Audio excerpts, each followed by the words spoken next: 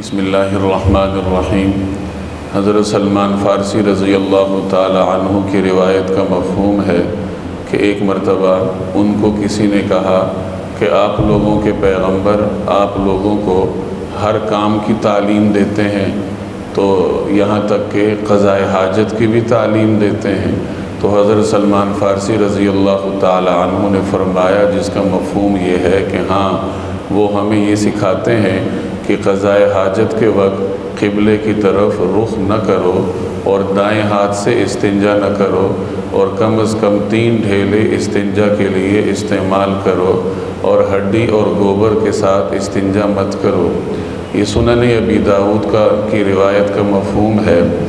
قضائے حاجت ہر انسان کو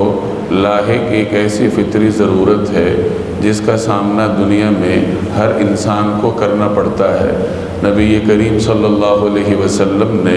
جہاں زندگی کی دیگر تمام شعبوں کے بارے میں ہمیں مختلف تعلیمات سے نوازا ہے، وہاں نبی کریم صلی اللہ علیہ وسلم نے انسان کی ان بنیادی ضروریات کو انجام دینے کے آداب کو بھی وضاحت کے ساتھ بیان فرمایا ہے۔ مختلف روایات میں قضائے حاجت کے جو آداب بیان ہوئے ہیں ان کا خلاصہ میں عرض کر دیتا ہوں۔ قضائے حاجت کا پہلا ادب یہ ہے کہ اس مقصد کے لیے کسی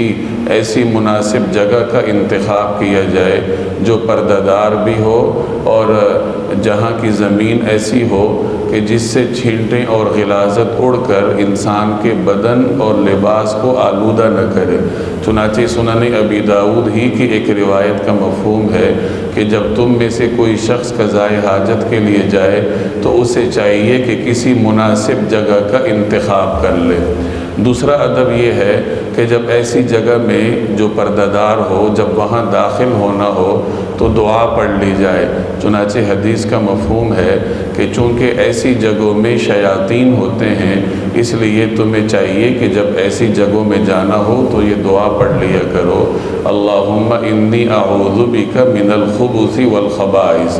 انسان چونکہ انسان کو نظر آتے ہیں اور ان سے بچاؤ انسان کی قدرت میں ہوتا ہے، تو دیگر انسانوں سے پردہ کرنے کے لیے آدمی ایسی جگہوں پر دیواریں کھڑی کر دیتا ہے، پردہ کر دیتا ہے۔ لیکن جنات اور شیاطین چونکہ انسان کو نظر نہیں آتے اور ان سے پردہ کرنا انسان کی قدرت میں بھی نہیں ہے، تو ان سے پردہ کرنے کا طریقہ کار اس روایت میں نبی کریم صلی اللہ علیہ وسلم نے تعلیم فرمایا۔ چنانچہ جب کوئی انسان واش روم میں بیت الخلاء میں جانے سے پہلے یہ دعا پڑھ لے تو اس دعا کے جہاں اور فوائد ہیں وہاں ایک فائدہ یہ بھی ہے کہ شیاطین سے اور جنات سے انسان کا پردہ ہو جاتا ہے۔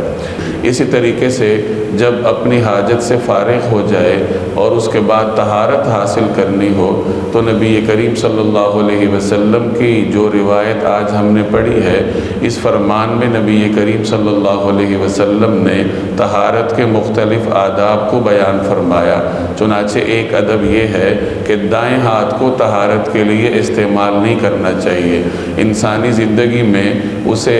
جن ایسے کاموں کو انجام دینا ہوتا ہے جنہیں عام طور پر محترم سمجھا جاتا ہے، جیسے کھانا کھانا ہے وغیرہ، تو ایسے کاموں کے لیے شریعت نے دائیں ہاتھ کے استعمال کو تجویز فرمایا ہے، اور جو کام عام طور پر ذرا کراہت والے سمجھے جاتے ہیں جیسے گندگی صاف کرنا ہے، استنجا کرنا ہے، تو ایسے کاموں کے لیے شریعت نے بائیں ہاتھ کو تجویز فرمایا ہے کہ ان کاموں کو بائیں ہاتھ سے انجام دیا جائے۔ تو استنجا کرنے کا یا طہارت حاصل کرنے کا پہلا ادب یہ ہے کہ اس کے لیے دائیں ہاتھ کا استعمال نہیں کرنا چاہیے۔ اور حدیث میں دوسرا ادب یہ بیان فرمایا گیا کہ کم از کم 3 ڈھیلوں کا استعمال کرنا چاہیے۔ چونکہ اس زمانے میں پانی کمیاب ہوتا تھا، لوگ مٹی کے ڈھیلوں کے ذریعے استنجا کیا کرتے تھے، تو ایسے حالات کے لیے ادب یہ سکھایا گیا کہ کم از کم 3 ڈھیلے استعمال کیے جائیں تاکہ اچھے طریقے سے طہارت حاصل ہو جائے۔